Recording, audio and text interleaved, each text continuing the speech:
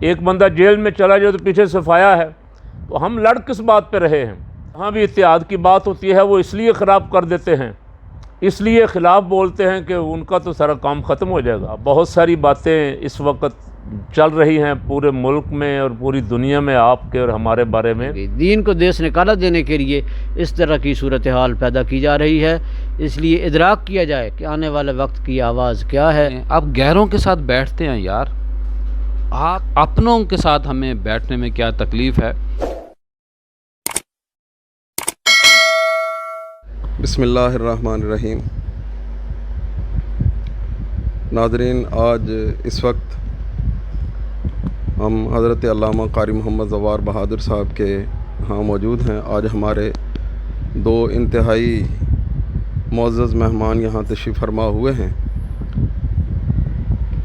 یہ حضرات جن کی خدمات اہل سنت کے لیے اور اسلام کے لیے بے پناہ ہیں، یہ آج قبلہ قاری صاحب کی خدمت میں بطور خاص یہاں تشریف لائے ہیں۔ کچھ ملک محبوب الرسول قادری صاحب اپنی کتابوں کا تحفہ بھی لائے ہیں۔ ملک صاحب الحمدللہ یہاں سینکڑوں کتابوں کے مصنف ہیں اور اب تک الحمدللہ مختلف علمی اور بزرگوں کے موضوعات پر کتابیں تحریر کر چکے ہیں۔ جناب محمد ضیاء الحق نقشبندی صاحب جو کہ روزنامہ جنگ کے کالم نگار ہیں، وہ بھی تشریف لائے ہیں۔ میں بطور خاص ان دونوں حضرات کا بہت شکریہ ادا کرتا ہوں کہ یہاں تشریف لائے۔ ابھی آپ کی خدمت میں گزارش کروں گا کہ آپ چند الفاظ سے کوئی ہمیں نوازیں۔ جناب ملک محبوب الرسول قادری صاحب کی خدمت میں گزارش کر رہا ہوں کہ وہ کچھ ارشادات فرمائیں۔ بسم اللہ الرحمن الرحیم۔ اس وقت عالمی سطح پر جو دینی قوتیں باہم ایک دوسرے سے گتھم گتھا ہیں، وہ انتہائی افسوسناک صورتحال ہے۔ اس سے نمٹنے کے لیے اہل اسلام کے تمام طبقات کو، بالخصوص اہل سنت کے تمام طبقات کو اپنے اپنے حصے کا کردار ادا کرنا چاہیے۔ میں یہ سمجھتا ہوں کہ اس وقت جو انتشار، افتراق اور انارکی ہے، اس کے جو موضوعات بظاہر نظر آ رہے ہیں، ان میں کوئی اسلام اور کفر کا مسئلہ ہرگز نہیں ہے۔ مثلاً دو مین گروپ بن گئے، ایک صحابہ کی پارٹی بن گئی، ایک اہل بیت کی پارٹی بن گئی۔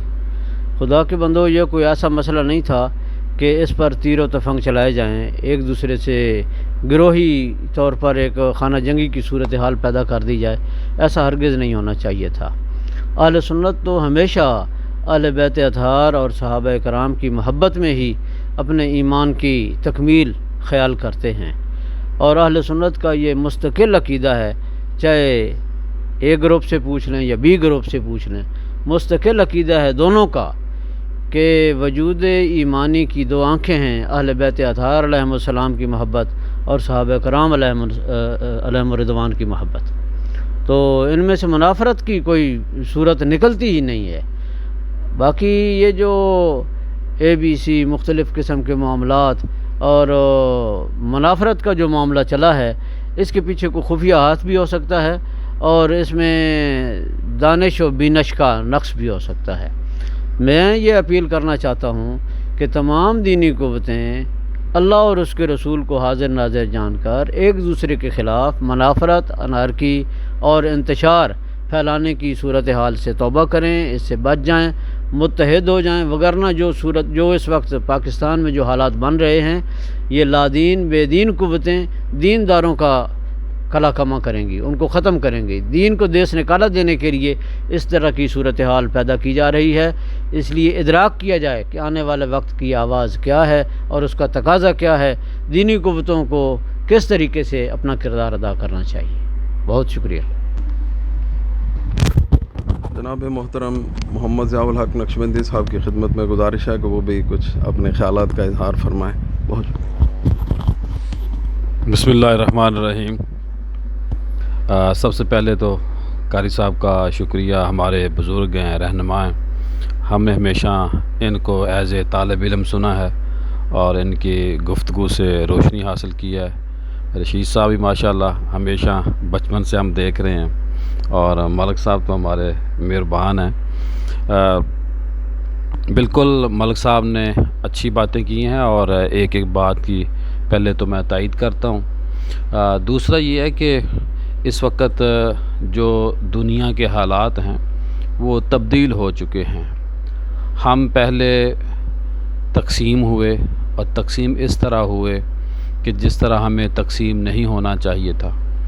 ہمیں پاکستان بنانے کی میرا خیال ہے سزا دی جا رہی ہے، اور ہمیشہ پوری دنیا کی یہ ایک اصول ہے، جو طاقتور لوگ ہوتے ہیں، جو فیصلہ ساز ہوتے ہیں، کہ جو اکثریت ہے اس کو متحد نہ ہونے دو، کیونکہ اگر قاری صاحب اکثریت متحد ہو جائے تو دنیا میں انقلاب آ جایا کرتا ہے۔ اقلیت روز روئے، روز سڑکوں پر نکلے تو کچھ نہیں ہوتا، لیکن جب اکثریت سڑکوں پہ نکلتی ہے تو آپ نے دیکھا یہ 2-3 سالوں میں کیا ہوا۔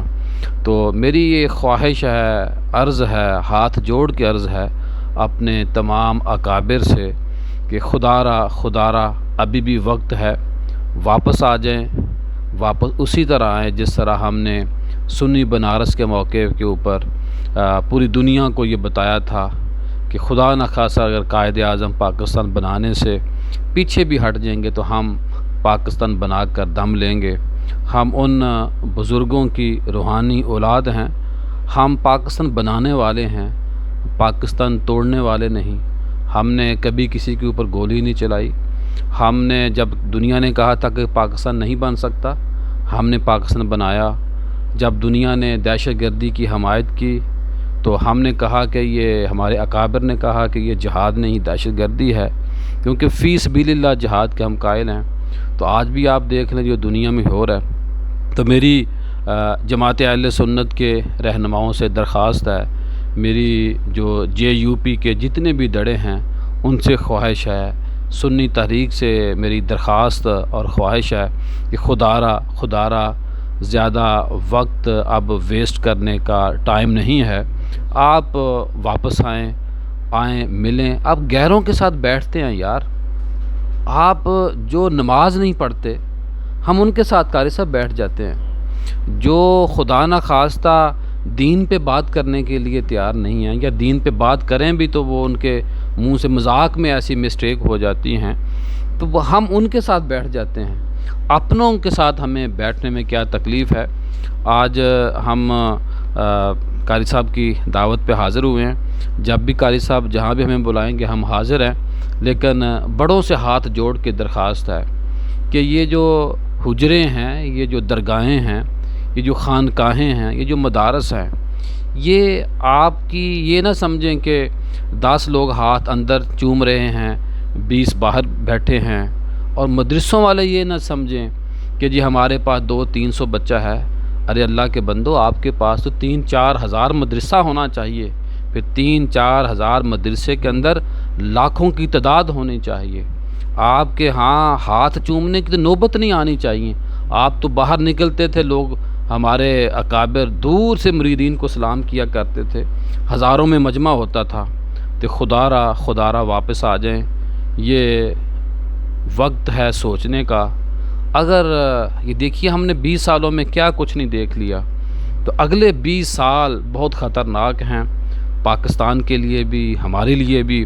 ابھی افغانستان کی جو موجودہ صورتحال بنی ہوئی ہے، کون غور و فکر کرے گا، کون لایا عمل دے گا؟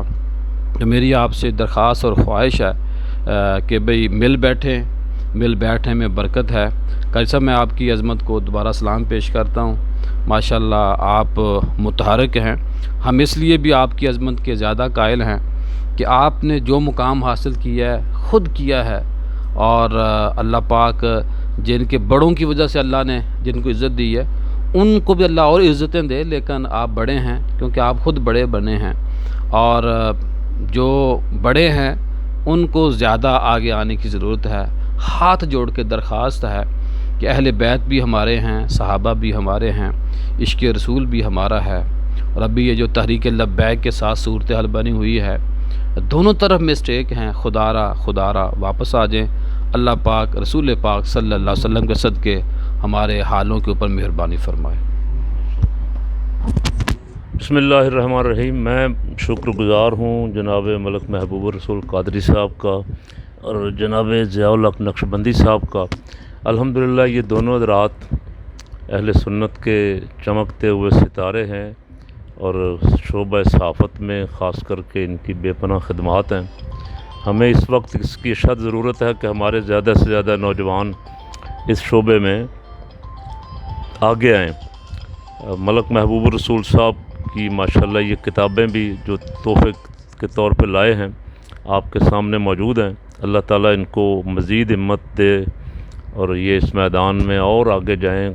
85 के करीब किताबें अल्हम्दुलिल्लाह इनकी हो गई हैं।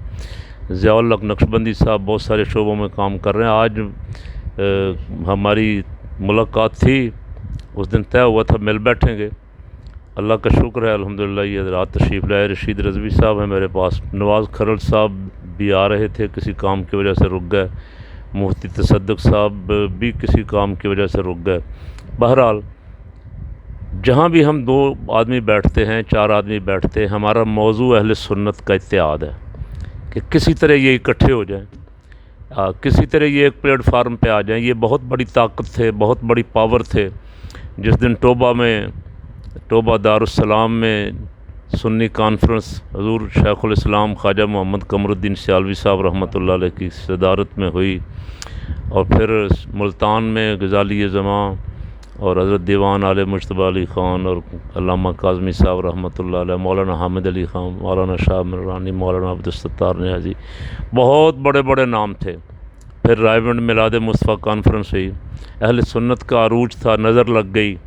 दुश्मनों ने अंदर घुस के तफरीक, तकसीम, इंतशार, आपस में एक दूसरे को दूर कर दिया और आज हम इस हाल को पहुँचे हुए हैं।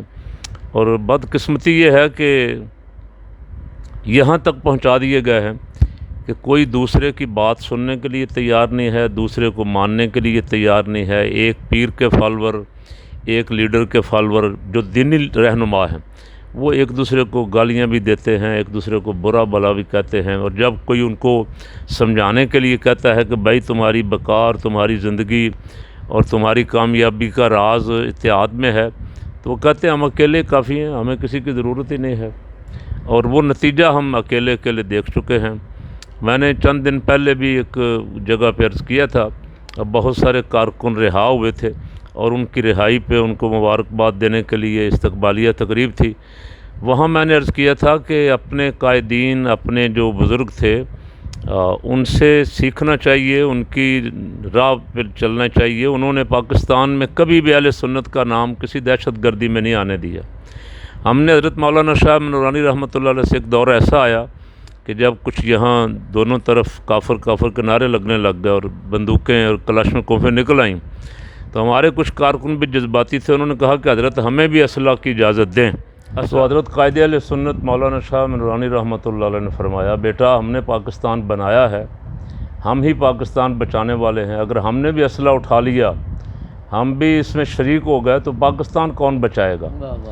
हमारे बुज़ुर्गों की सोच तो ये थी और वो हर मौके पे उन्होंने यहाँ जलती पे तेल नहीं डाला, पानी डाला, आग बुझाई है अल्हम्दुलिल्लाह। तो उनके कारकुन सारे उनके कारकुन थे।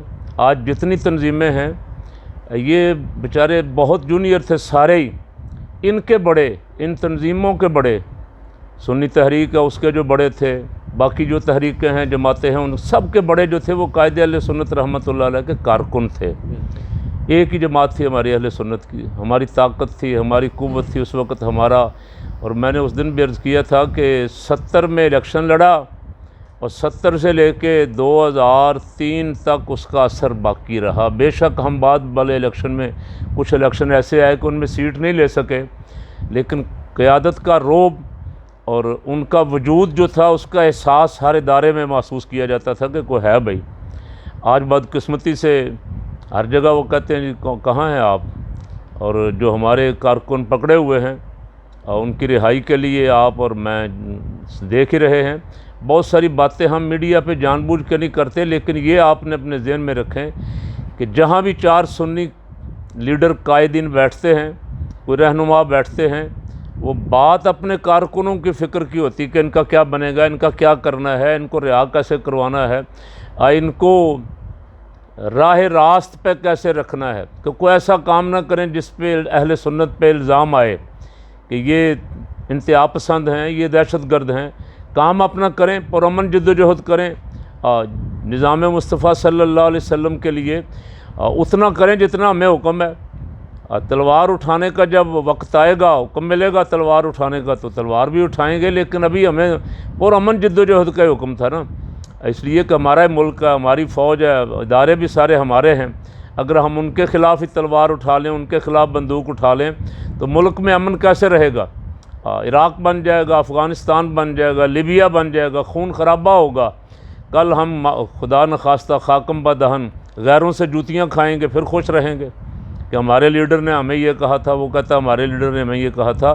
یہ سارے آپ کے ہیں اور سارے آپ کے لیے سوچتے ہیں، اور یہ سارے جب بھی بیٹھتے ہیں تو سب سے پہلا فوکس جو ہے یہ ہوتا ہے کہ کس طرح دین کو غالب کرنا ہے، سیکولر قوتوں سے مقابلہ کس طرح کرنا ہے، بیرونی سازشوں کا توڑ کس طرح کرنا ہے۔ یہ آپ ذہن سے نکال دیں کہ شاید صرف آپ ہی سوچتے ہیں اور باقی آپ کی قیادت جو ہے، میں تو الحمدللہ نیک گمان رکھتا ہوں سب کے بارے میں، کوئی کہیں بھی بیٹھا ہوا ہے اب فکر اس کو اسی کی ہے کہ کس طرح یہ اکٹھے ہو جائیں۔ اور میں نے پچھلے 3-4 کلپ اس پہ بھرے تھے اور ان میں عرض کیا تھا کہ کارکن بجائے اس کے کہ کسی کی بات سن کے سیخ پا ہو جائیں، کہیں اوہ یہ بات کیوں کر دی ہے، اپنی قیادت کو آمادہ کریں، اس بات پہ تیار کریں کہ وہ اپنی ضد اور عناد چھوڑ دیں۔ یہ اکٹھے رہے ہیں سارے، پہلے ایک دوسرے کی تعریفوں کے کلپ بھی ان کے سب کے موجود ہیں، انہوں نے خود ہی ایک دوسرے کی تعریف، پھر تھوڑی سی ناراضگی آ گئی درمیان میں، کوئی کفر اسلام کا مسئلہ تو ان کا نہیں تھا، ان کو پھر دوبارہ اکٹھے بٹھائیں، کارکنوں کو جب دباؤ ہو، پریشر ہو، آپ ان سے کہیں، جہاں ملتے ہیں آپ ان سے کہیں خدا کے لیے اپنی یہ ضد اور عناد چھوڑ دیں۔ لیڈرشپ کا بھی فقدان ہے، بڑی بڑی تنظیمیں ہیں، ان کے پاس جب آپ دیکھیں گے تو قیادت کرنے والا ایک کے بعد کوئی دوسرا بندہ نظر نہیں آتا، ایک بندہ جیل میں چلا جائے تو پیچھے صفایا ہے، تو ہم لڑ کس بات پہ رہے ہیں؟ اب باقی جماعتیں جو اس وقت اقتدار میں ہیں یا آنا چاہتی ہیں، ان کے سٹیج پہ 100 بندہ، کوئی سابق وزیر ہے، کوئی سابق وزیر اعظم ہے، کوئی گورنر ہے، ایک لمبی لائن کھڑی، ہمارے ساتھ کوئی دوسرا بندہ بھی نہیں ہے اور دوسرا بندہ ہم ساتھ رکھنا بھی نہیں چاہتے ہیں، ہم اکیلے رہنا چاہتے ہیں، اور پھر کہتے ہیں جی ہم کامیاب کیوں نہیں ہو رہے۔ تو اس پہ ذرا غور فرمائیں اور کبھی کبھی بیٹھ کے اکیلے سوچ بچار بھی کیا کریں کہ اس کا حل کیا ہے، اور جو آپ کے دل میں آئے، جو دل کہے کہ بات یہ صحیح ہے، تو پھر اپنی قیادت کو بھی مجبور کریں۔ بعض بالکل بونے لیڈر ہیں جن بیچاروں کو پتہ ہی نہیں لیڈر ہوتا کیا ہے یا کرنا کیا ہے لیڈر کو، جہاں بھی اتحاد کی بات ہوتی ہے وہ اس لیے خراب کر دیتے ہیں، اس لیے خلاف بولتے ہیں کہ ان کا تو سارا کام ختم ہو جائے گا۔ اگر کوئی سمجھدار لوگ آ گئے، آگے عقل مند لوگ آ گئے، کوئی حکمت دانش تدبر والے آ گئے، تو یہ بیچارے کہاں جائیں، یہ فکر لاحق ہو جاتی۔ آپ کارکن اس کی پرواہ نہ کریں۔ بہت ساری باتیں اس وقت چل رہی ہیں پورے ملک میں اور پوری دنیا میں آپ کے اور ہمارے بارے میں، ہمیں ان کا سامنا کرنا ہے، مقابلہ کرنا ہے، اور وہ مقابلہ اکٹھے ہو کے ہی ہوگا، لڑ کے نہیں ہوگا۔ صحیح کہا ملک صاحب نے اور ضیاء الحق صاحب نے کہ کسی سازش کے تحت ہمیں تقسیم در تقسیم کیا جائے۔ پہلے کچھ سیاسی اختلافات تھے کچھ تنظیموں کے، اب مسلکی اختلافات بھی آپس میں ہی۔ اب وہ طبقہ جو صحابہ کرام رضوان اللہ علیہ مجمعین اور اہل بیت اطہار کی محبت کا دم بھرتا تھا، جس کا شعار اہل سنت کا ان کی محبت ہے، اس کو ان کے نام پہ لڑا دینا یا ان کی وجہ سے معاذ اللہ کو انتشار ان میں پھیلا دینا، اس پہ غور کریں کہ یہ کوئی بیرونی ہاتھ ہیں، کوئی اندرونی سازش ہے ہمارے خلاف کہ ہمیں تقسیم۔ میں ان سے بھی جو ذمہ داران ہیں، جو میری بات سن رہے ہیں، ان سے بھی گزارش کرتا ہوں کہ خدا کے لیے اپنی انا ختم کر دیں۔ جو قربانی آپ دے سکتے ہیں اس کے لیے آپ اپنی طرف سے کہیں۔ اگر کوئی زبان سے غلط لفظ کسی کے نکل جائے، اسے رجوع کرنے میں تو سر بلندی ہے، انسان کی عظمت ہے، اس میں کوئی ضد نہیں۔ اب سب ایک دوسرے سے رجوع کا مطالبہ کر رہے ہیں، ایک دوسرے سے کر رہے ہیں، تو اپنا رجوع آپ ہی کر لیں کسی مطالبے کے بغیر، تاکہ آپ دوبارہ ایک پلیٹ فارم پہ آ سکیں اور اتحاد کی صورت بن جائے، اور اللہ کرے وہی دوبارہ رونق اور بہاریں اور آپ کا روب داب، دشمنوں پہ آپ کا روب تو تب ہی پڑے گا جب آپ اکٹھے ہوں گے، جب آپ ایک سیسا پلائی دیوار کی طرح بنیان مرصوص فرمایا اللہ کریم نے رحمت عالم صلی اللہ علیہ وسلم کے غلاموں کو، تو جب تک وہ بنیان مرصوص نہیں بنیں گے آپ، اس وقت تک آپ سمجھیں کہ ہم ایک پیر کے 4 مرید اور ایک خطیب کے 4 فالور جو ہیں ہم بس کافی ہیں، کامیاب ہو جائیں گے۔ تو صحیح کہا ان بزرگوں نے کہ تیری بربادیوں کے تذکرے ہیں آسمانوں میں، ہاں جی۔ دنیا میں عام لوگ بھی پوچھتے ہیں یار کیا ہو گیا اہل سنت کو، آپس میں ایک دوسرے کو برداشت کرنے کے لیے تیار نہیں ہیں۔ تو اس کے لیے ذہن سازی کریں۔ جو اہل سنت سے مخلص ہے، دین کا وفادار ہے، وہ اپنے مریدوں کو سمجھائے، اپنے فالور کو سمجھائے کہ بھائی میں اگر کسی دوسرے بھائی کے ساتھ بیٹھ جاؤں گا، میرا ہم مسلک بھی ہے اور ایک ہی عقیدے کے ہیں، ایک ہی پیر کے مرید ہیں، ایک ہی امام کے ماننے والے ہیں، اگر ہم دوبارہ پھر بیٹھ جائیں گے 10 دن کی لڑائی کے بعد تو ہماری شان میں کمی نہیں آئے گی، ہماری عظمت میں اضافہ ہوگا۔ اور یہ آپ لیڈر صاحبان بھی، قائدین بھی اگر خود تھوڑی سی تکلیف فرمائیں گے تو پھر ذہن بنیں گے، اور یہ ذہن بنیں گے تو انشاءاللہ کوئی اتحاد میں کوئی رکاوٹ نہیں رہے گی۔ انشاءاللہ خواہش ہے کہ کسی دن اس فورم کو اور وسیع کر کے کچھ 10 15 20 افراد بیٹھ کے گاہے اس پہ سوچ بچار تو ہوتی رہتی ہے، اس کو آگے مزید بڑھائیں تاکہ اللہ تعالیٰ ہماری اس کوشش کو، کاوش کو قبول فرما کے شاید کوئی اتحاد کی صورت بن جائے اور دوبارہ ہم اسی شان و شوکت کے ساتھ پھر میدان میں نکلیں جس شان و شوکت کے ساتھ ہم پاکستان بننے کے پہلے کی باتیں تو بہت ہی عظمت والی ہیں، لیکن جو ہم نے دیکھی ہیں دارالسلام، ٹوبہ، ملتان، رائیونڈ، جو عظمت والے پروگرام ہم نے دیکھے ہیں، اللہ کرے کہ دوبارہ ہم واپس اسی رستے پہ، اسی لائن پہ آ جائیں۔ اللہ تعالیٰ ہماری انا جو ہے ہمیں ختم کرنے کی اور اپنے سارے جو اپنے بھائی ہیں سارے، اور ان کو گلے لگانے کی اور ایک طاقت اور قوت بننے کی توفیق عطا فرمائے۔